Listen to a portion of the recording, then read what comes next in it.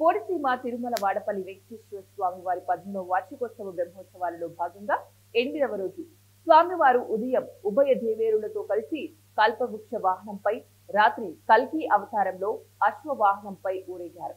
ఉదయం విశ్వక్సేన పూజ, పుణ్యహావచనము, పంచామృత మండపాధారణ జరిపించారు. అనంతరం శోభాయాత్రగా గోదావరి నది జల సంగ్రహణ జరిపించి మహాస్నాపనము, లక్ష కుంకుమార్చన నిర్వహించారు. అనంతరం ప్రధాన హోమములు, దిగ్దేవత బలిహారణ, నీరాజన, మంత్రపుష్పములు, తీర్థ ప్రసాద వితరణ జరిపారు.